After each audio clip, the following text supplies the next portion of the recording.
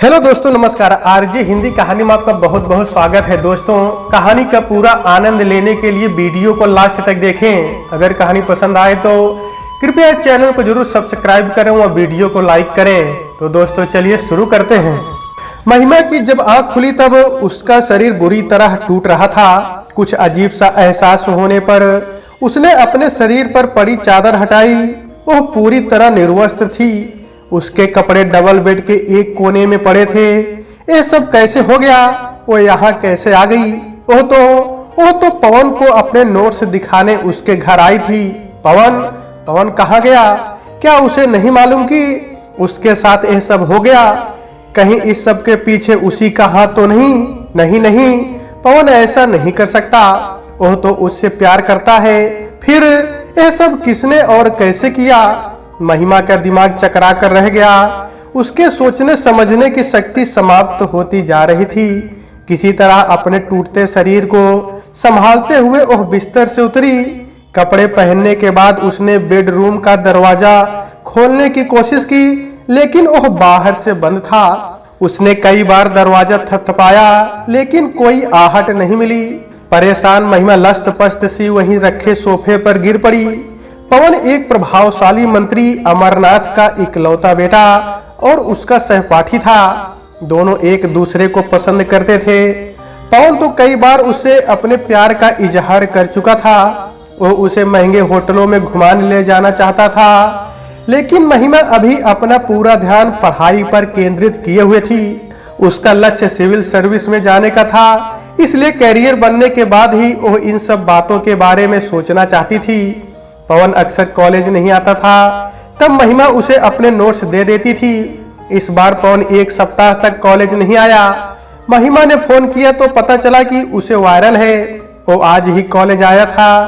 महिमा ने जब उसे अपने नोट्स दिए तो उसने कहा, महिमा मुझे बहुत कमजोरी लग रही है, प्लीज आज मेरे घर चलकर मेरे नोट्स तैयार करवा दो। इसी बहाने मम्मी से भी तुम्हारी मुलाकात हो जाएगी। महिमा तैयार हो गई। पवन की कार में जब वो उसके घर पहुंची तो पवन ने बताया कि मम्मी मंदिर गई हैं, 10-5 मिनट में आती होंगी। उसने फ्रिज से निकालकर उसे कोल्ड ड्रिंक्स दी, जिसको पीने के बाद उसका सिर चकराने लगा था। उसके बाद क्या हुआ महिमा को याद नहीं आ रहा था, किंतु तस्वीर अब बिल्कुल साफ हो चुकी थी। उसकी असमत से खिलवाड़ पवन ने ही किया था। उस पवन ने जिससे वह प्यार करती थी। महिमा की आंखों से आंसू बह निकले। अपने शरीर को संभालते हुए वह एक बार फिर उठी और पूरी शक्ति से दरवाजा पीटने लगी। इस बार दरवाजा खुल गया। सामने ही पवन खड़ा था। उसकी आंखें नशे से लाल थी। उसे देखते ही महिमा उसके सीने पर घूंसे बरसाते हुए फपक पड़ी। पवन, ये क्या किया तुमने? प्यार किया है, जी भर कर तुम्हें प्यार किया है। पवन मुस्कुराया। यह प्यार नहीं है, यह पाप है। महिमा ने सिसकी भरी। अरे पगली, यही सच्चा प्यार है जो एक लड़का एक लड़की से करता है। पवन ने महिमा की ठुड्डी को ऊपर उठाए हुए उसकी कोपलों को चूमा।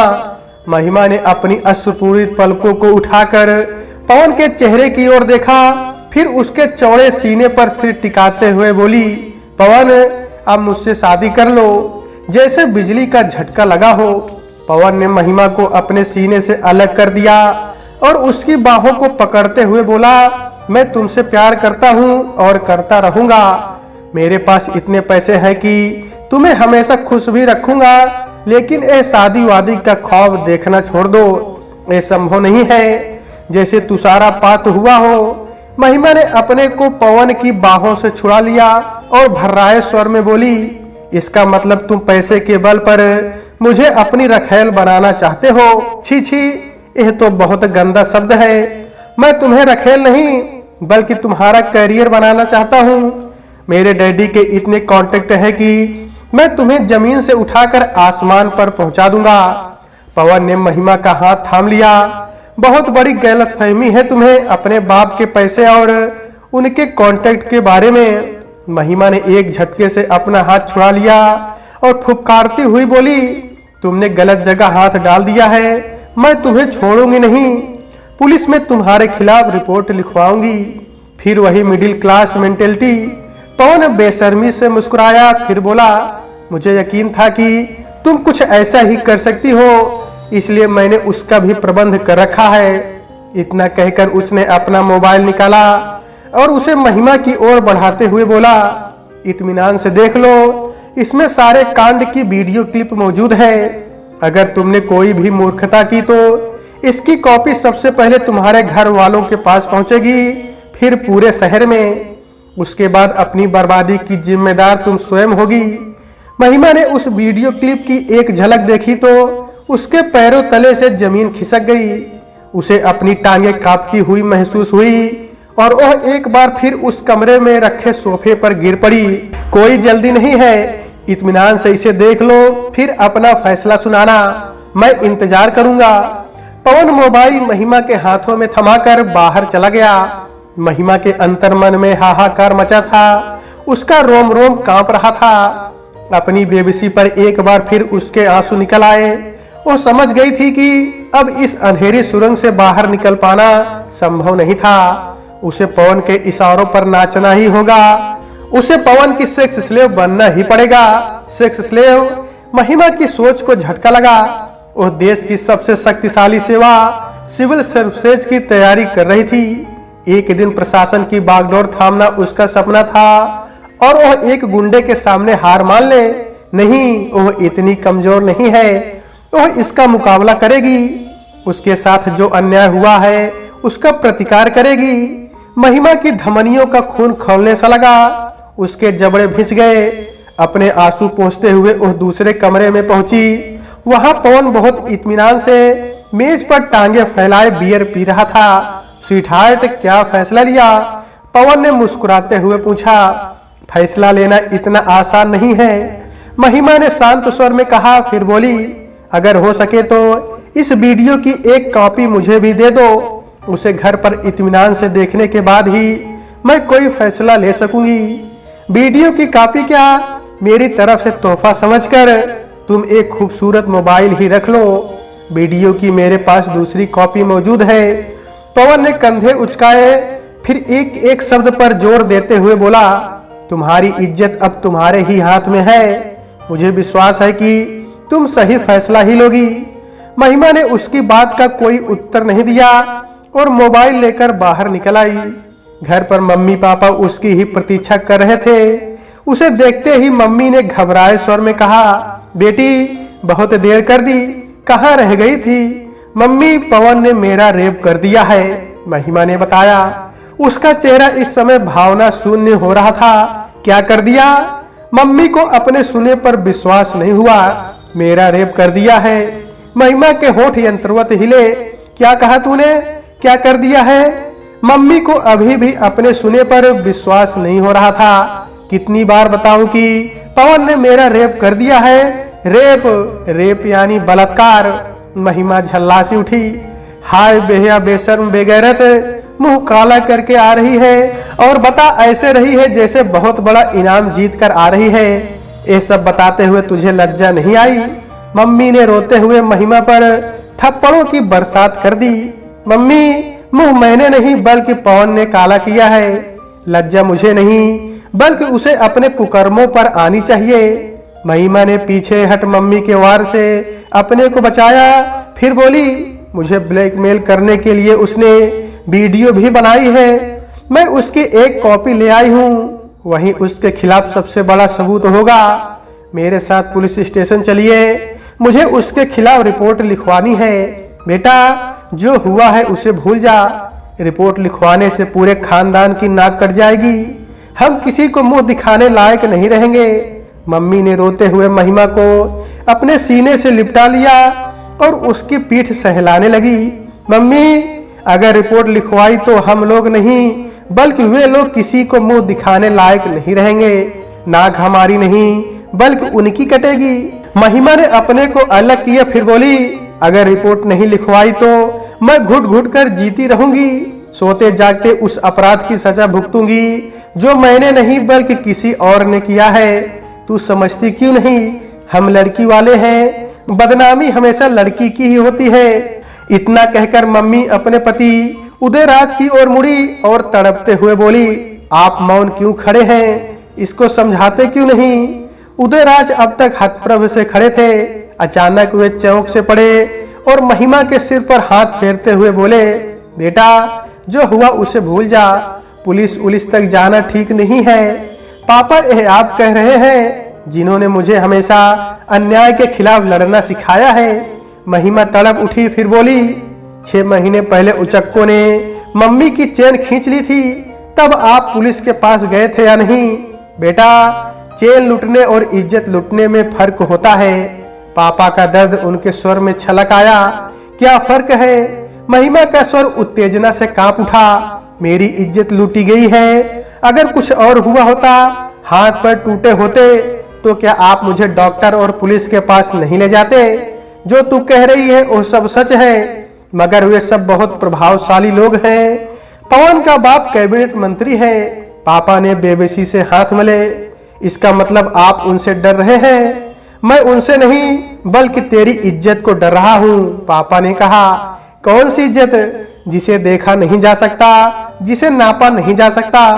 उसे बचाने की खातिर मैं हार नहीं मानूंगी।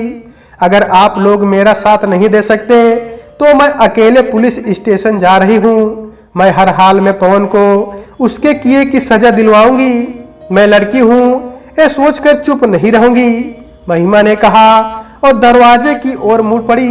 उदयराज ने दरवाजे तक पहुंच चुकी महिमा को देखा, फिर लड़खड़ाते कदमों से उसके पीछे आते हुए बोले, रुक जा बेटी, मैं तेरे साथ हूँ। पुलिस इंस्पेक्टर ने ध्यान से उनकी बात सुनी, फिर उदयराज की ओर मुड़ते हुए बोला, ये आजकल की पीढ़ी बहुत जल्दी में है, सोचती है कि दुनिया को बदल देने की सारी जिम्मेदारी उनके कंधों पर ही है। भले ही मुंह के बल क्यों ना गिरे, लेकिन रीति रिवाजों को जरूर तोड़ेंगे। मगर आप तो पढ़े लिखे और समझदार आदमी हैं। क्या आपको अंदाजा नहीं है कि आप कितनी बड़ी गलती करने जा रहे हैं? इंस्पेक्टर साहब, गलती हमने नहीं बल्कि पवन ने की है और उसे इसकी सजा मिलनी ही चाहिए। इसलिए आप उसके खिलाफ रिपोर्ट लिखिए। महिमा ने कहा, मैडम समझने की कोशिश करिए, रिपोर्ट लिखवाने से कुछ नहीं होगा। वह बहुत बड़े बाप का बेटा है। आप साबित नहीं कर पाएंगी कि उसने आपके साथ रेप किया है। इंस्पेक्टर ने समझाने की मुद्रा में कहा, इसका सबूत तो यह वीडियो है जिसे उसने मुझे ब्लैकमेल करने के लिए बनाया है। महिमा ने एक एक शब्द पर जोर देते हुए कहा, अदालत में ऐसे सबूत चुटकियों में उड़ जाएंगे। उनका वकील साबित कर देगा कि यह ट्रिक फोटोग्राफी से बनाई गई नकली वीडियो है जिसे माननीय मंत्री जी को बदनाम करने के लिए बनाया गया है।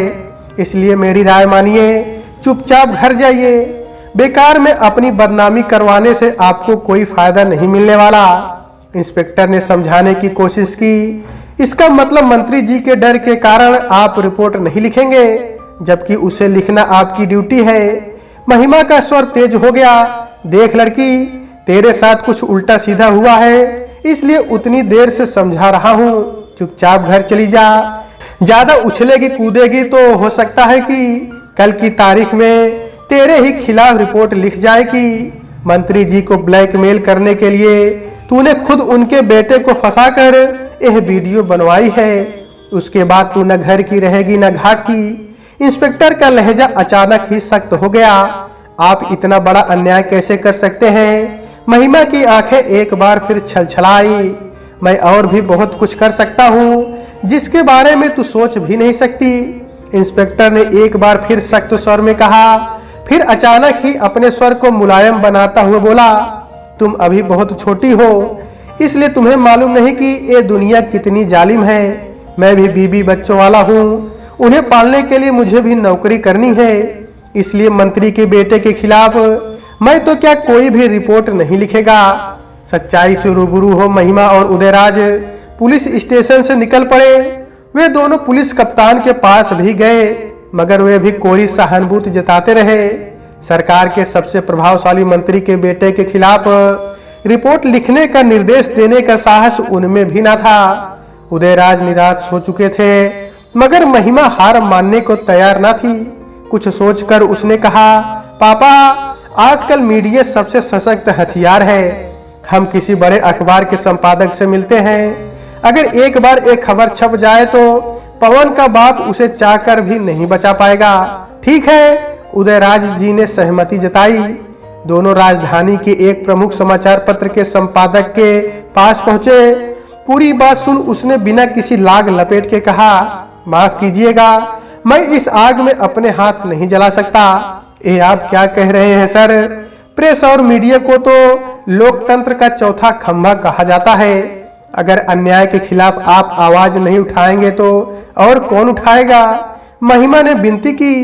मैडम, हम चौथा खंभा जरूर है, लेकिन हर खंभे को एक छत की जरूरत होती है। बिना छत के किसी खंभे का कोई वजूद नहीं होता है। आप लोगों को 3 या 4 रुपए में जो अखबार मिलता है वह विज्ञापनों के दम पर ही इतना सस्ता पड़ता है। मैं इस स्कैंडल को उछालकर अपने अखबार को बिना किसी छत के नहीं कर सकता।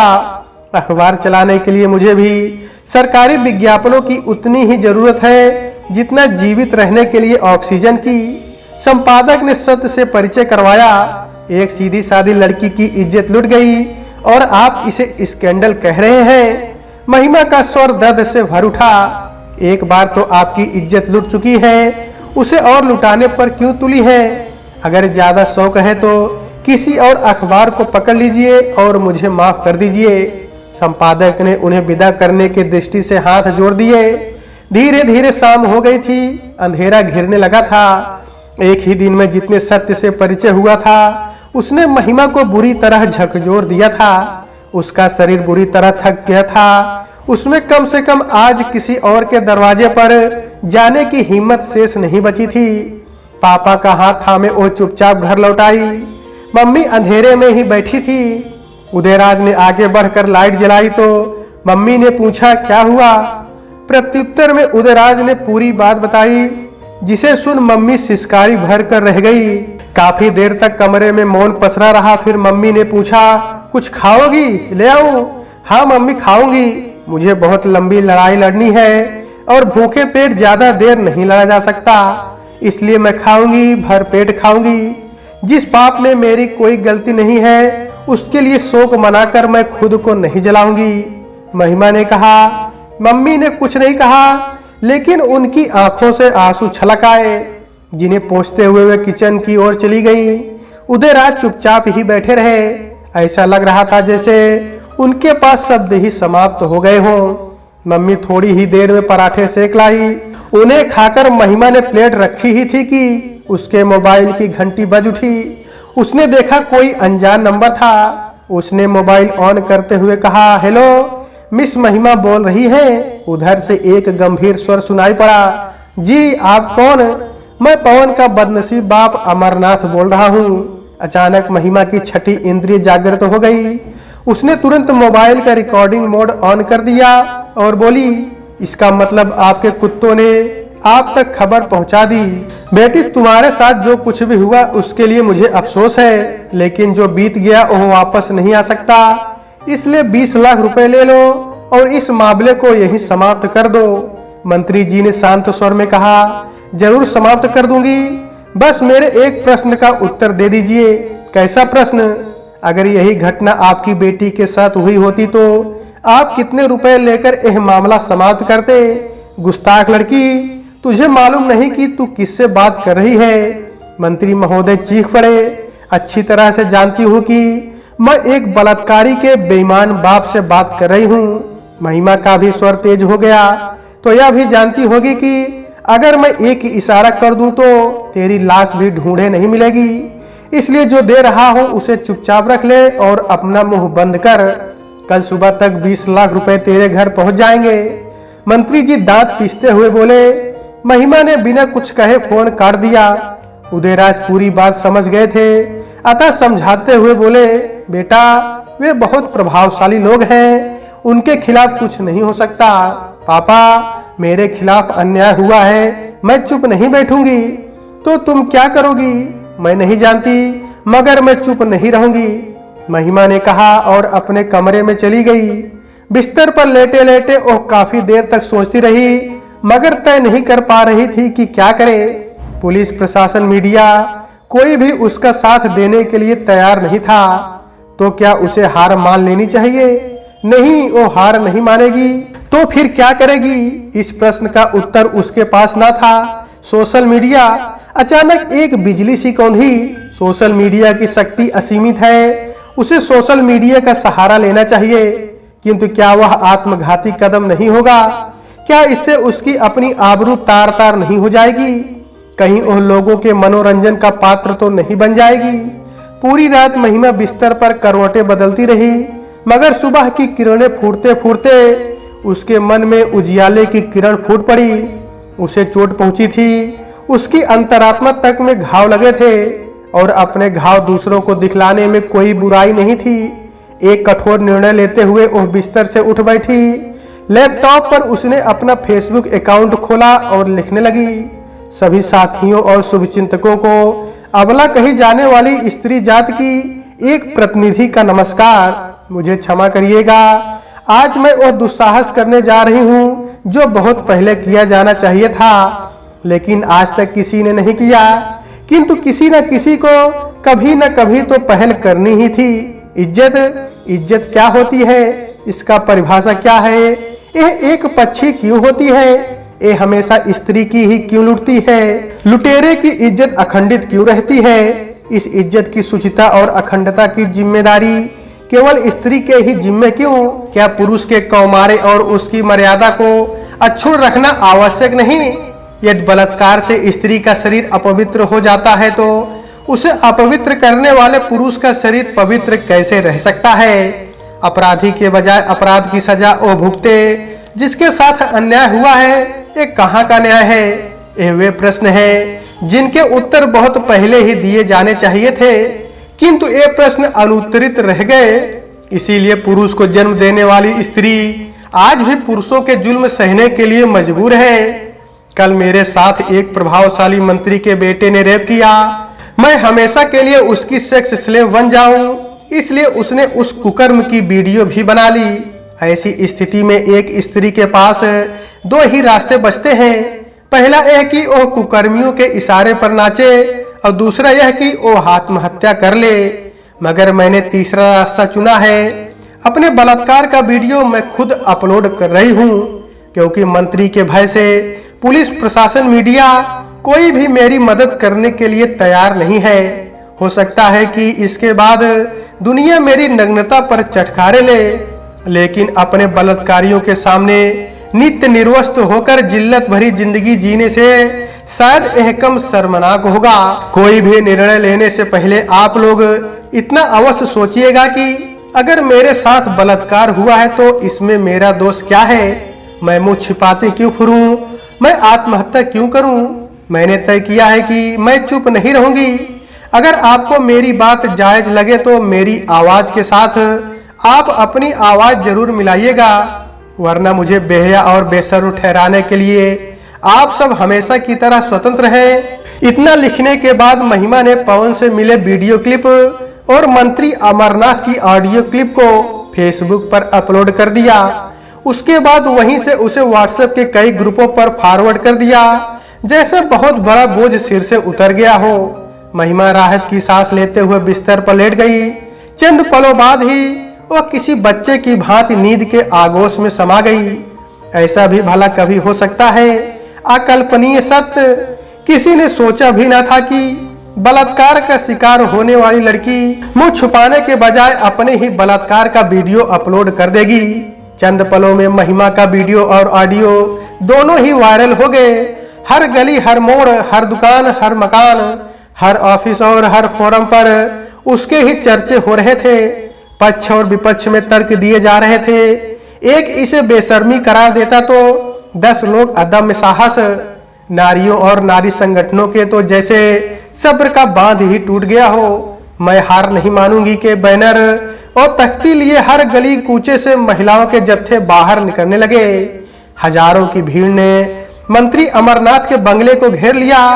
दूसरे शहरों से भी महिलाओं की भीड़ महिला के समर्थन में उसके घर के बाहर जमा होने लगी। हर जुबान पर बस एक ही आवाज थी, मैं हार नहीं मानूंगी। सहमते हुए चला हवा का एक झोंका देखते ही देखते प्रचंड तूफान का रूप धारण कर चुका था, जिसके आगे सरकार के भी पैर उखड़ने लगे थे। दोपहर होते होते अमरनाथ को मंत्रिमंडल से बर्खास्त करने और पवन को जेल भेजने की खबर आ गई। साथियों, अगर किसी लड़की के साथ बलात्कार हुआ है तो उसे मुंह नहीं छुपाना चाहिए। उसे अपनी आत्मा पर लगे घाव को वैसे ही दिखाना चाहिए जैसे शरीर पर लगे दूसरे घावों को दिखाया जाता है। शर्मसार उसे नहीं बल्कि उसे होना चाहिए जिसने यह अपराध किया है। इसलिए जिस दिन आप सब चुप ना रहने का निर्णय ले लेंगी उस दिन ये अपराध अपने आप रुक जाएंगे। महिमा अपने घर के सामने जमा स्त्रियों की भीड़ को संबोधित कर रही थी। उसने जो दिशा दिखाई थी उसका अनुसरण करना ही अपनी सुरक्षा का सबसे सुरक्षित मार्ग था। तो दोस्तों आज के वीडियो में बस इतना ही। कहानी आपको कैसी लगी कमेंट बॉक्स में जरूर बताइएगा। अगर कहानी पसंद आए तो कृपया चैनल को जरूर सब्सक्राइब करें और वीडियो को लाइक करें। तो दोस्तों आपसे फिर मिलते हैं अगले वीडियो में, तब तक के लिए नमस्कार।